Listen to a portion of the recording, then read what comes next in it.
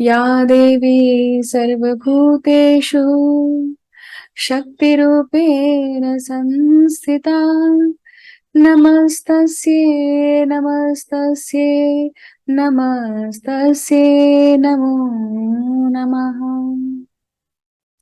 नमस्कार।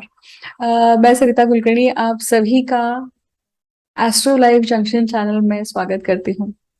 आप सभी को नवरात्रि की बहुत सारी शुभकामनाएं।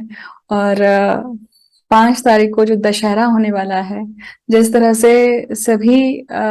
से रावण का मदन हुआ था, उसी प्रकार से अ, हम सभी के जीवन में जो भी दशानन रूप के नकारात्मकताएं हैं, उन सभी का मर्दन हो, उन सभी का मर्दन करने के लिए हम सभी सक्षम हो, ऐसी शुभकामनाएं मैं आप सभी को देती हूँ। आज मैं बात करने जा रही हूँ अक्टूबर मंथ के ट्रांजिट पर। अक्टूबर का महीना जो है काफी त्योहारों से भरा भरा हुआ है। और जैसे ही दशहरा होता है, जैसे ही नवरात्रि खत्म होती है, वैसे ही दशहरा होगा। दशहरा जैसे ही खत्म होता है, 4 दिन बाद शरद पूर्णिमा है। जहाँ ये पूर्णिमा बड़ी खास है क्योंकि साल में ये एक ऐसी पूर्णिमा है जहां पर चंद्र जो है वो पृथ्वी के काफी नजदीक होते हैं, उनका दर्शन काफी नजदीक से होता है। इसलिए ये पूर्णिमा बड़ी खास होती है। ये पूरा महीना अगर हम समझने की कोशिश करें तो ये तांत्रोक्त साधनाओं के लिए बड़ा ही महत्वपूर्ण है। साधकगण इस महीने बहुत सारी अलग अलग प्रकार की लक्ष्मी साधनाएं करते हैं, क्योंकि जैसे ही पूर्णिमा होती है उसके 15 दिन बाद अमावस्या है, और वो है दिवाली की रात। और दिवाली की रात जो होती है, दिवाली की जो रात्रि होती है, वो बड़ा ही शुभ मुहूर्त होता है लक्ष्मी साधना के लिए। तो इस प्रकार से ये जो पूरा महीना है, अक्टूबर का महीना है, ये बहुत ही इम्पोर्टेंट और बहुत ही ऑस्पिशियस महीना है। अभी का जो काल चल रहा है वो नवरात्रों का है। आप सभी की नवरात्रि बहुत सुंदर रूप से जा रही होगी, मैं ऐसा अनुमान लगाती हूँ। आप सभी को देवी की कृपा प्राप्त हो, और हम सभी में जो आत्म शक्ति है, जो दैवी शक्ति है, उसका जागरण हो, इसकी हमें कामना करनी चाहिए। इसके लिए हमें प्रयत्न करना चाहिए। त्योहार तो है ही इस महीने, पर आपको पता है कि ये महीना खास क्यों है? एक कारण तो यह है कि दिवाली है इस महीने, परंतु दिवाली होने के साथ साथ एक बहुत बड़ा योग इस महीने स्थापित हुआ है, और वो है लक्ष्मी नारायण योग। आप देख रहे हैं कि बुध जो है वो उच्च के चल रहे हैं कन्या राशि में, और बुध के साथ साथ युति में कौन कौन है? शुक्र है और सूर्य है। बुध और शुक्र, ये जो युति है, ये लक्ष्मी और नारायण की युति बनाती है। मतलब बुध जो है विष्णु का रूप है, शुक्र जो है वो है लक्ष्मी, और सूर्य इनके साथ होने के कारण सूर्य शिव शिव है। देखिए, तो ये लक्ष्मी नारायण योग उच्च का होकर ये शिव जी के साथ है, इसलिए इसका इतना महत्व है। ये योग अत्यंत महत्वपूर्ण है, और ये सभी के जीवन में बहुत सारी लक्ष्मी की प्राप्ति का योग बनाता है। इसलिए ये महीना जो है, ये किसी के भी जीवन में नुकसान तो नहीं लाएगा। अगर बहुत बड़ा फायदा नहीं लाया तो नुकसान तो बिल्कुल भी नहीं लाएगा, और सभी को किसी न किसी प्रकार की अष्ट लक्ष्मी की प्राप्ति निश्चित ही होगी। आप सभी के जीवन में क्या क्या होता है उसका अनुभव इस वीडियो के कमेंट सेक्शन में लिखना मत भूलिएगा।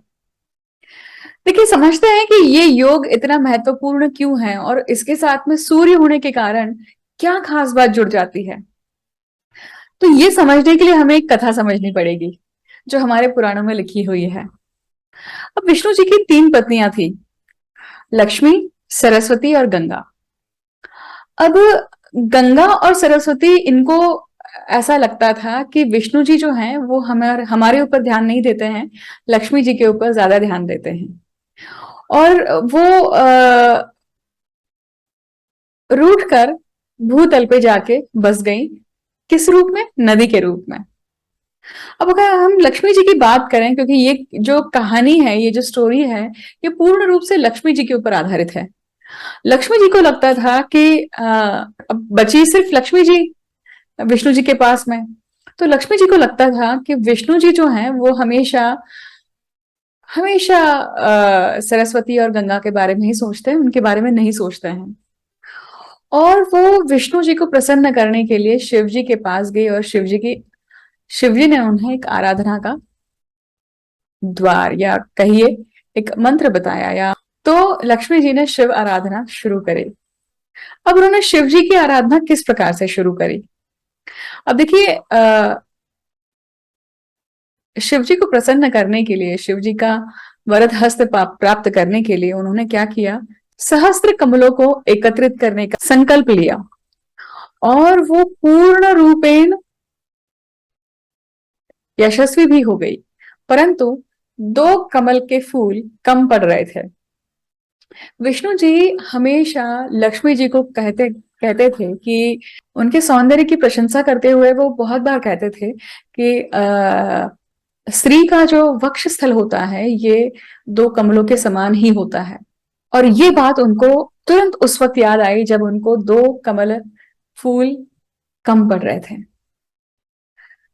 शिव जी की आराधना करते हुए, मतलब शिवलिंग पर सहस्त्र कमल अर्पित करने का जो उनका प्रयास था, और उस पूजा को करते हुए जब 2 कमल फूल की कमी पड़ रही थी तो उन्होंने अपना एक वक्षस्थल काट कर अर्पित कर दिया। और जैसे ही वो दूसरा करने वाली थी वैसे ही शिवजी प्रसन्न हो गए और अवतरित हो गए। और जब शिवजी प्रसन्न हो गए तो उनकी जो भी मंशा थी, उनके मन में जो भी विचार था कि विष्णु जी जो हैं उनके उनके ऊपर ध्यान नहीं देते हैं, तो उनकी वो इच्छा जो थी वो पूरी हुई और इस प्रकार से लक्ष्मी जी जो हैं उनके पास हमेशा के लिए स्थापित हुए। परंतु इस इन सब चीजों में आप देखेंगे कि जब बात ग्रहण करने वाली क्या है, समझिएगा यहाँ पर इस महीने आपको क्या करना है। इस महीने आप सभी के लिए ये जो उपाय है ये रामबाण के रूप में काम करने वाला है और ये आपको लक्ष्मी प्राप्ति होने के लिए कोई रोक ही नहीं सकता है। तो ऐसा क्या उपाय है? जिस प्रकार से लक्ष्मी जी ने साधना की थी और सहस्त्र कमल अर्पित किए थे, तो मैं सहस्त्र कमल तो नहीं कहूंगी, परंतु आप जब शिवलिंग के ऊपर बेल पत्र और कमल के फूल ये साथ में अर्पित करते हैं और जो भी आप अपना कुलदेव का मंत्र या फिर आप अभी तक जो भी मंत्र करते आ रहे हैं, आपके गुरु का मंत्र हो सकता है, लक्ष्मी प्राप्ति का भी मंत्र अगर मैं कहूँ तो लक्ष्मी देवो नमो नमो नमः, या अगर कोई लक्ष्मी का मंत्र आपको पता है या शिवजी का मंत्र ओम नमः शिवाय, जो भी मंत्र आप करते आ रहे हैं उस मंत्र का उच्चारण करते हुए आप ये कमल के फूल और बेलपत्र अर्पित कीजिए और रोज ये साधना कीजिए। जितने अपनी आपकी शुद्धा भक्ति होती है, जितनी समय कर सकते हैं, जितनी बार कर सकते हैं, और आप फिर देखिए कि आपके जीवन में किस प्रकार से लक्ष्मी प्रसन्न होती है। अब ये डिपेंड करता है कि आपका लग्न कौन सा है और ये लक्ष्मी नारायण योग जो है ये आपके कौन से भाव में हो रहा है, मतलब कौन से भाव में ये लक्ष्मी नारायण फलित हो रहा है। अगर हम 12 राशियों में बात करें तो सबसे बढ़िया अगर हम देखें तो ये सिंह लग्न के लिए काम करने वाला है। क्यों? क्योंकि सिंह लग्न के लिए दूसरे भाव में, मतलब कुटुंब भाव में, धन भाव में ये लक्ष्मी प्राप्ति का योग बनता है। और साथ ही साथ अगर हम लाभ भाव में ये कन्या राशि देखते हैं, इसका अर्थ है कि वृश्चिक लग्न के लिए, क्योंकि लाभ भाव में भी किसी न किसी प्रकार की लक्ष्मी का आपको प्राप्ति का योग बनता है। तो सबसे ज्यादा अगर हम कहें तो ये सिंह लग्न के लिए बहुत कारगर रहने वाला है।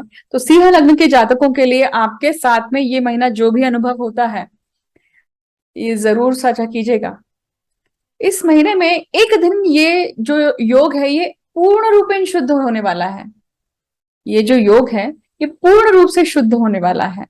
मतलब सूर्य का गोचर जब तुला राशि में हो जाएगा उस समय ये लक्ष्मी नारायण, सिर्फ और सिर्फ लक्ष्मी नारायण योग उस राशि में रहेंगे। उस टाइम पे भी आपको इसकी प्राप्ति बहुत अलग रूप से सामने आने वाली है। इस योग को अमृत कुंभ योग का नाम भी दिया गया है। क्योंकि ये सिर्फ और सिर्फ लक्ष्मी प्राप्ति का योग नहीं है, ये अमृत के समान जो लक्ष्मी आपको प्राप्त होती है उसका योग है ये। इसलिए इस योग का बहुत ज्यादा महत्व है इस महीने, और 2022 में ये योग बना हुआ है। अब बात करते हैं कि ये आपकी पत्रिका में कौन से स्थान पे बना हुआ है। एक और चीज समझिएगा कि गोचर के अनुसार जो जो मैं हर महीने गोचर करती हूँ, या सभी लग्न राशियों के लिए, जन्म राशियों के लिए जो गोचर बताती हूँ, तो आ, इस महीने ये योग इतना पावरफुल है कि बाकी जो योग हैं वो दब जाते हैं। इसलिए इस योग को लेकर ही आपको फल की प्राप्ति ज्यादा होगी, आप देखिएगा। और आपके जो जो अनुभव होते हैं वो जरूर अपने यहाँ पर कमेंट सेक्शन में आके शेयर कीजिएगा। अब जानते हैं कि इस महीने में किस प्रकार के ग्रह गोचर रहने वाले हैं, और ग्रह गोचर किस प्रकार के सभी जन्म राशियों के लिए, लग्न राशियों के लिए फलीभूत होने वाले हैं। चलिए शुरुआत करते हैं। अब आप देखेंगे कि अभी फिलहाल बुध जो है वो वक्री चल रहे हैं, पर 2 तारीख को ये मार्गी होने वाले हैं। और 2 तारीख को मार्गी होने के बाद 26 अक्टूबर 2022 को ये प्रवेश करेंगे तुला राशि में। उसके बाद अब बारी आती है शुक्र की। शुक्र अगर आप देखेंगे तो फिलहाल अभी कहाँ चल रहे हैं, कन्या राशि में चल रहे हैं। मैंने एक खास वीडियो बनाया था कन्या राशि के शुक्र के ऊपर। अगर आप में से किसी ने नहीं देखा है तो कन्या राशि के शुक्र के गोचर का वो वीडियो, उसका इंट्रोडक्शन पार्ट देखना ना भूलिए, क्योंकि उस वीडियो में मैंने शुक्र के बारे में कुछ ऐसी बातें करी हैं, शुक्र की ऊर्जा के बारे में, वो किस प्रकार से जब कन्या राशि में, मतलब अपने नीच राशि में होती है तो किस प्रकार से फलीभूत होती है, किस प्रकार के चीजों का सामना करना पड़ता है व्यक्ति को, आंतरिक, मानसिक, भावनिक रूप से, और इवन रिश्ते नातों में भी ये जो नीच का शुक्र है ये किस प्रकार से आपको एक संवेदना देता है, उसके बारे में मैंने चर्चा करी है। तो अगर आपने नहीं चेकआउट किया है तो जरूर चेकआउट करिएगा। अब शुक्र का जो गोचर है वो होने वाला है तुला राशि में, मतलब नीच राशि से निकलकर अपनी स्वराशि में, मूल त्रिकोण राशि में शुक्र जाने वाले हैं। कब? 18 अक्टूबर 2022 को। हर महीने सूर्य जो है वो गोचर करते हैं, क्योंकि सूर्य को 1 महीना लगता है किसी भी राशि में एक को पूरा कंप्लीट करने के लिए। तो सूर्य का गोचर होने वाला है तुला राशि में, जो कि उनकी नीच की राशि है, जहां पर सूर्य अपनी नीच अवस्था में जाते हैं। 17 अक्टूबर 2022 को सूर्य जो है वो अपनी नीच राशि में प्रवेश करने वाले हैं। अभी फिलहाल मंगल जो है वृषभ राशि में चल रहे हैं। मैंने पिछले ही वीडियो, मतलब सितंबर के वीडियो में कहा था कि मंगल का गोचर जो है अब अगस्त से लेकर अगले मई तक आप देखेंगे कि जो मंगल है ये बैक एंड फोर्थ होने वाले हैं। अभी फिलहाल तो वो वृषभ राशि में चल रहे हैं, और वृषभ राशि से निकलकर अब ये कहाँ जाने वाले हैं, मिथुन राशि में जाने वाले हैं। और मिथुन राशि में इनका प्रवेश जो होने वाला है ये 16 अक्टूबर 2022 को होने वाला है। ठीक उसी के बाद में जैसे ही ये प्रवेश करते हैं, और 30 अक्टूबर को मंगल जो है उसी राशि में रहकर वक्री होने वाले हैं। अब ये वक्रस्थ अवस्था में जाकर ये पुनः वृषभ राशि में आएंगे। मंगल हर साल वक्री नहीं होते हैं, देखिए। तो मंगल जब जब वक्री होते हैं ना, तो बड़ा एक अलग सा काल होता है, बहुत डिफिकल्ट समय होता है। मैं उस गोचर के ऊपर, मंगल के वक्री गोचर के ऊपर निश्चित ही एक नया वीडियो और नई रहस्यमयी या अपने अनुभव जरूर साझा करूंगी, आप सभी को बहुत काम आएंगे। उसके बाद बारी आती है गुरु की। तो गुरु का राशि परिवर्तन या गुरु में कुछ भी बदलाव नहीं होने वाला है अक्टूबर महीने में। बट अगर हम शनि की बात करें तो शनि जो है ये 23 अक्टूबर 2022 को मार्गी होने वाले हैं। इसका अर्थ है कि जिनकी पत्रिका में शनि या गुरु जैसे ग्रह वक्री अवस्था में ही है, मतलब जन्मस्थ जो उनकी अवस्था है वो अगर वक्री है, तो उनके लिए गए जो भी पिछले महीने थे, 140 दिन लगभग, तो आपने देखा होगा कि उसमें आपके बहुत सारे काम बने होंगे, या खास करके जिनके वक्री अवस्था के ही थे उनके लिए कह रही हूं मैं ये बात है। तो क्या क्या हुआ था आप जरूर वीडियो के कमेंट सेक्शन में साझा कीजिएगा। शनि का मार्गस्थ जो वीडियो है वो भी जल्द ही आने वाला है आप सभी के समक्ष। और अब जो ये महीना होगा इसमें 23 अक्टूबर को शनि प्रोग्रेसिव होने वाले हैं, तो हालांकि साथ ही दिन हम अक्टूबर की बात करने वाले हैं, परंतु आप समझेंगे देखेंगे कि शनि का मार्गस्थ होने के बाद में चीजें कैसी परिवर्तित होती हैं। बाकी रहती है राहु और केतु की गोचर की बात। तो अभी फिलहाल वो मेष और तुला राशि में चल रहे हैं, उनकी स्थिति में कोई भी परिवर्तन नहीं है, वो अपने मोशन के अनुसार चल रहे हैं। हालांकि छाया ग्रह है, इंटरसेक्शन पॉइंट है, परंतु बड़ा ही इंपॉर्टेंट रोल प्ले करते हैं कर्म के चक्र को पूर्ण करने के लिए। तो इस प्रकार से ये जो ग्रह गोचर है अक्टूबर महीने का रहने वाला है। अब हम जानेंगे कि प्रत्येक राशि के लिए, प्रत्येक जन्म राशि या प्रत्येक लग्न राशि के लिए जो संपूर्ण ग्रह गोचर है ये किस प्रकार से फलीभूत होगा। महीना तो बहुत ऑस्पिशियस है क्योंकि दिवाली का महीना है, दशहरा का महीना है, तो क्या हम सब के लिए कुछ खास आने वाला है, चलिए जानते हैं।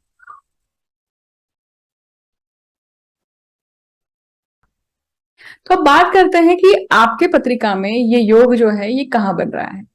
ये मेष लग्न के लिए ये जो योग है ये बन रहा है इनके छठवें भाव में। तो छठवें भाव में मतलब आपके सामने कुछ ना कुछ पेंडिंग कर्मा ऐसा आएगा, या आप किसी न किसी रूप से कोई कर्ज में, या कोई आपके सर्विस में, या आपकी जॉब चेंज में, इन सभी चीजों में कोई ना कोई जो भी आपकी स्थितियां चल रही हैं वहां पे एक बदलाव आएगा और आपको एक एक प्रकार की लक्ष्मी की प्राप्ति होगी। अब क्या हो सकता है कि जो व्यक्ति नए जॉब के लिए खोज रहा है उसे एक बहुत ही अलग प्रकार का जॉब मिला है, या बहुत उसकी अपेक्षा से परे जाकर उसको लक्ष्मी की प्राप्ति हुई है। अगर कर्ज के बारे में बात करें तो कर्ज मुक्ति हो रही है कहीं ना कहीं।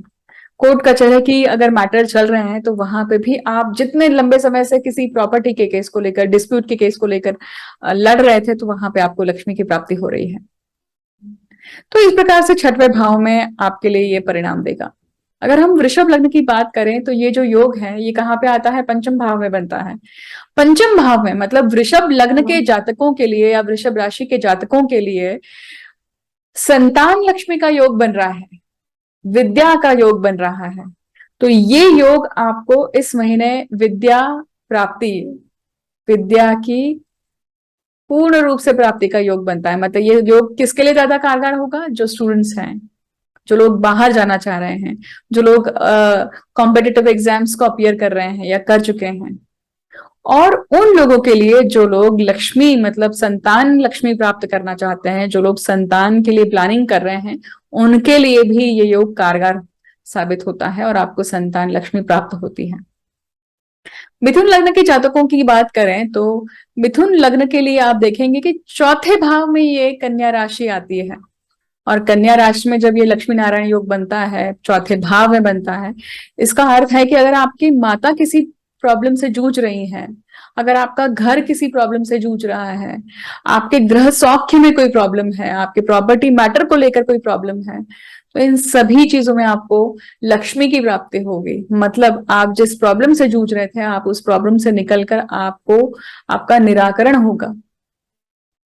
आप ऐसा कुछ तंत्र विधि करेंगी, या आप ऐसा कुछ मार्ग ढूंढ के निकालेंगे कि जिसके कारण आपका जो सुख है, आपका जो सुख है, आपका जो सौख्य है, वो पूर्ण रूप से पुनः स्थापित होगा, पुनर्स्थापन होगा। कर्क लग्न की बात करें तो ये उनके तीसरे भाव में मतलब पराक्रम के भाव में हो रहा है। तो आपका पराक्रम कुछ इस प्रकार से बाहर आएगा जो बड़े लोग या जो काफी इन्फ्लुएंशियल लोग होंगे उनके सामने आपका ये पराक्रम सामने आएगा, और उसके कारण वो पराक्रम वाली लक्ष्मी आपके पास चल कर आएगी। अब पराक्रम वाली लक्ष्मी आपके पास चल कर आएगी मतलब क्या? इसका अर्थ है कि आपके पराक्रम के कारण आपको लक्ष्मी की प्राप्ति होगी। लक्ष्मी की प्राप्ति हमेशा धन रूप में ही होगी ऐसा नहीं कहा जा सकता, क्योंकि अष्टलक्ष्मी है, अलग अलग प्रकार की है, जैसे गज लक्ष्मी है, संतान लक्ष्मी है। ये जो अलग अलग प्रकार की जो हमारे जीवन के एस्पेक्ट्स होते हैं, ये अलग अलग एस्पेक्ट्स की फुलफिलमेंट जो होती है, अगर हमें उसकी पूर्तता मिल जाए तो हम उसे क्या कहेंगे कि वेल्थ ही है। जैसे हेल्थ इज वेल्थ, जैसे पराक्रम का भाव मतलब आपका एफर्ट्स का भी है, तो आप अपने शरीर को अच्छा करने के लिए, आप अपने शरीर को मजबूत करने के लिए जो भी प्रयत्न कर रहे हैं, तो शरीर का स्वस्थ होना मतलब शारीरिक लक्ष्मी का प्राप्ति होना। सिंह लग्न की बात करते हैं, सिंह लग्न के लिए तो ये दूसरे भाव में ही हो रहा है, मतलब कुटुंब भाव में हो रहा है, धन भाव में हो रहा है, सेविंग्स के भाव में हो रहा है, वाणी के भाव में हो रहा है। तो सिंह लग्न के जातकों के लिए ये जो काल है बहुत ही अप्रतिम काल है, और उसके कारण आप देखेंगे कि सिंह लग्न के जातकों के लिए ये जो समय है, ये कुटुंब वृद्धि के लिए बहुत सुंदर है। आपका आपके आपके जीवन में आपको जैकपॉट लगने वाला है। ये योग, अमृत कुंभ योग, आपके पत्रिका में दूसरे भाव में बन रहा है। आपके पत्रिका में या आपके जीवन में ऐसा कुछ अनुभव आता है तो प्लीज कमेंट सेक्शन में लिखिएगा, बताइएगा क्या हुआ। अब ये जैकपॉट जो है ये पैसों के रूप में हो सकता है, फाइनेंस के मतलब रूप में हो सकता है, कुटुंब में बहुत एक आपको स्पाउस बहुत अच्छा मिला जिसके कारण आपका जीवन बदल गया। आपको आपके घर में संतान की प्राप्ति हुई, इसके कारण आपके पूरे घर में खुशियों की अलग ही लहर दौड़ पड़ी। ये जब हम लक्ष्मी की बात करते हैं तो सभी प्रकार की अष्टलक्ष्मियों के बारे में सोचना चाहिए व्यक्ति को। अगर आपको अष्टलक्ष्मियों के बारे में पता नहीं है तो गूगल करिए, कम से कम नाम तो पता चल ही जाएगा। और अगर आप मुझसे जानना चाहते हैं तो कमेंट सेक्शन में जरूर लिखिएगा, मैं कोशिश करूंगी कि अष्टलक्ष्मी पर एक वीडियो आपके लिए लेकर आऊं। अब बात करते हैं कन्या रंग की। कन्या लग्न में ही ये गोचर हो रहा है, और ये कन्या लग्न में ही ये जो योग है ये बना हुआ है। इसका अर्थ है कि लग्न भाव में जब ये योग बना है तो ये आपके लिए बहुत ऑस्पिशियस है, बहुत सुंदर है, बहुत बढ़िया रूप से आपके पूर्ण शरीर के लिए, आपकी पर्सनालिटी के लिए, आपके आपके एक अस्तित्व के लिए काम करने वाला है। तुला लग्न की बात करें तो तुला लग्न के लिए ये जो योग है ये उनके व्यय भाव में होता है। देखिए, व्यय भाव खड्डे का भाव है, व्यय भाव आपके नुकसान का भाव है, और व्यय भाव में जब ये योग बनता है, व्यय भाव आपके शैया सुख का भी है। तो आपका कोई भी पैसा खड्डे में नहीं जाएगा या नुकसान नहीं होगा इस महीने, परंतु आपको सुख की मतलब एक अलग ही सुख की प्राप्ति होगी। तो मतलब खास करके जो नए दाम्पत्य जीवन में जुड़े हैं, या आप अपने रिलेशनशिप की बात करेंगे, ऐहिक सुख की बात करेंगे, या फिर दैहिक सुख की बात करेंगे, तो ये योग आपको चरम सीमा तक पहुंचाने की एक काबिलियत रखता है। आपके आपके रिश्तों में एक मजबूती आएगी उसके कारण ये योग इसके लिए सक्षम है। इसका पूरा पूरा फायदा उठाइए और पूरा पूरा तरीके से अपने रिलेशनशिप के मैटर्स को सॉल्व करिए। वृश्चिक लग्न की बात करते हैं। वृश्चिक लग्न के लिए देखेंगे कि कन्या राशि जो है ये आपके लाभ भाव में पड़ रही है, और लाभ भाव मतलब सभी प्रकार के लाभ। आप अपने पति के साथ में या पत्नी के साथ में किस प्रकार से प्रतिसाद करते हैं, प्रतिसाद देते हैं, वो भी आपके 11वें स्थान से देखा जाता है। 11वां स्थान आपका न केवल लाभ होकर ये कहीं ना कहीं दर्शाता है कि आपके कॉन्टैक्ट सर्कल कैसे हैं, काम त्रिकोण भी है ये। तो सभी प्रकार के लाभ में अगर लक्ष्मी नारायण योग बन के आता है तो ये आपके लिए भी बहुत उच्च दर्जे का काम करने वाला है। तो मतलब आपके इन लॉज मतलब आपके सासू का जो, या आपके इन लॉज का जो अटका हुआ पैसा होगा, वो भी कहीं ना कहीं इसकी प्राप्ति दिखाता है। क्योंकि दशम भाव से दूसरे भाव में बन रहा है, और दशम भाव आपके सप्तम भाव से चौथा है, और आपके इन-लॉस का ये पैसा बनता है, तो ये कहीं ना कहीं उसकी मुक्ति का मार्ग खुलता है और आपको उसकी प्राप्ति होती है। अब बात करते हैं धनु लग्न की। धनु लग्न के लिए आप देखेंगे कि ये दशम भाव में हो रहा है। इसका अर्थ ही है कि जो धनु लग्न के जातक बहुत लंबे समय से विचार कर रहे हैं जॉब चेंज के लिए, या फिर जिनके जीवन में, या जो अपने प्रमोशन के लिए वेट कर रहे हैं, जो अपने किसी एक बिजनेस को ओपन करने के लिए वेट कर रहे हैं, उनके लिए ये बहुत बढ़िया है। तो ये, क्योंकि ये कहीं ना कहीं एक अच्छी स्थापना देने वाला है और आपको नए सिरे से एक उमंग देने वाला है इस आपके करियर के फील्ड में। अगर हम भाग्य भाव की बात करें तो भाग्य भाव में जब कन्या लग्न आता है, इसका अर्थ है कि आपकी मकर कन्या राशि आती है, इसका अर्थ है कि आपका मकर लग्न है। और मकर लग्न में आप देखेंगे कि ये त्रिकोण भाव में आ रहा है, भाग्य भाव की बढ़ोतरी होने वाली है यहाँ पर। मकर लग्न के जातकों के साथ में इस प्रकार से कुछ ये योग बनता है कि आपका जो भाग्य अभी तक खुला नहीं था, वो भाग्य कहीं ना कहीं खुलकर आपको एक ऐसा भाग्य, या आपके जीवन में एक ऐसी कड़ी ओपन करने वाला है, एक ऐसा चैप्टर ओपन करने वाला है, जिसके कारण आप एक फाइनेंस के लेवल में अलग अलग लीग पे जाकर बैठ जाते हैं। क्योंकि जनरली आप देखेंगे कि मकर लग्न के जातक जो हैं, उनका जीवन काफी स्ट्रगलिंग होता है। डिपेंड करता है कि शनि उनका कहाँ है, बाकी सब ग्रहमान स्थिति कैसी है, दशाएं कैसी है, सभी चीजें इंपॉर्टेंट है। परंतु फिर भी आठवें भाव की बात करते हैं। जब कन्या राशि आपके आठवें भाव में आ रही है, इसका अर्थ है कि आपका कुंभ लग्न है। कुंभ लग्न के जातकों के लिए अष्टम भाव में जब लक्ष्मी नारायण योग बनता है, तो ये आपके लिए तंत्र को लेकर एक बहुत बड़ी अपॉर्चुनिटी आपके सामने क्रिएट कर रहा है।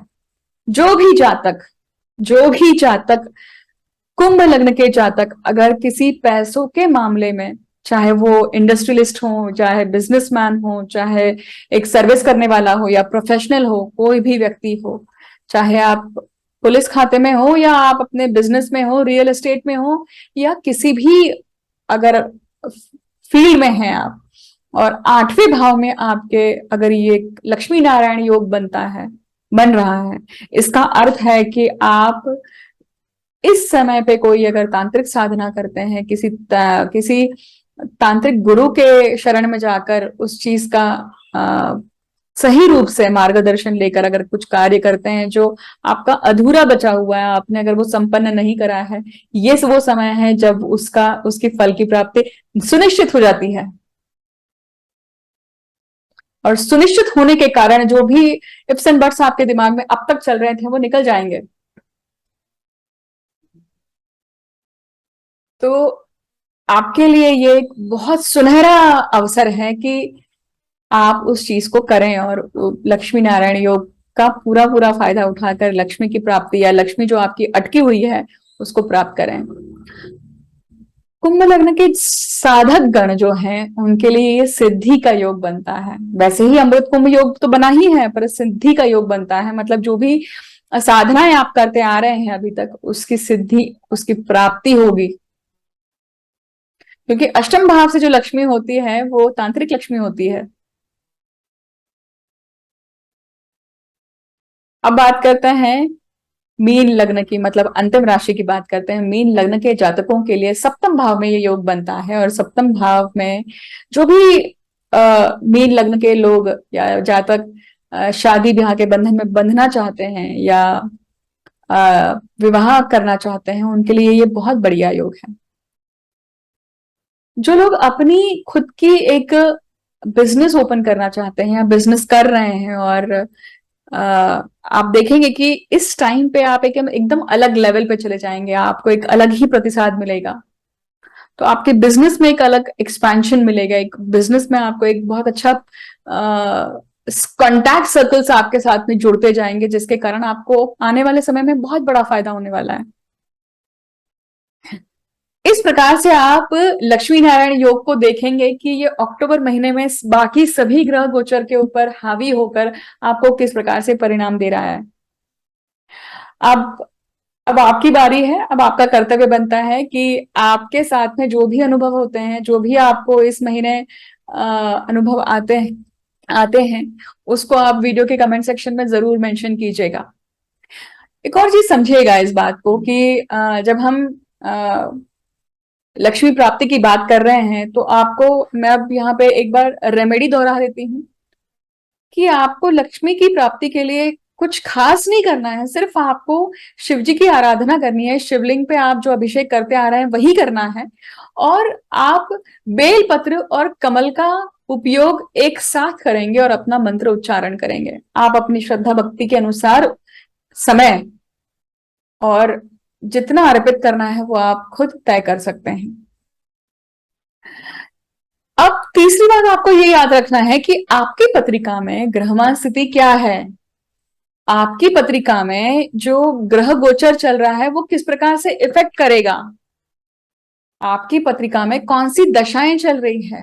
आपकी पत्रिका में लक्ष्मी नारायण योग जहां पे बन रहा है, मतलब कन्या राशि जहां भी स्थित है, वहां पर सभी ग्रहों ने अष्टक वर्ग में कितने बिंदु दिए हैं। ये बहुत सारे फैक्टर्स हैं जो तय करते हैं कि उसकी इंटेंसिटी कैसी रहेगी, तय करते हैं कि परिणाम किस प्रकार से मिलेगा, और इन सब की टोटालिटी से जनरली रिजल्ट जो है उसका क्वांटिफिकेशन होता है।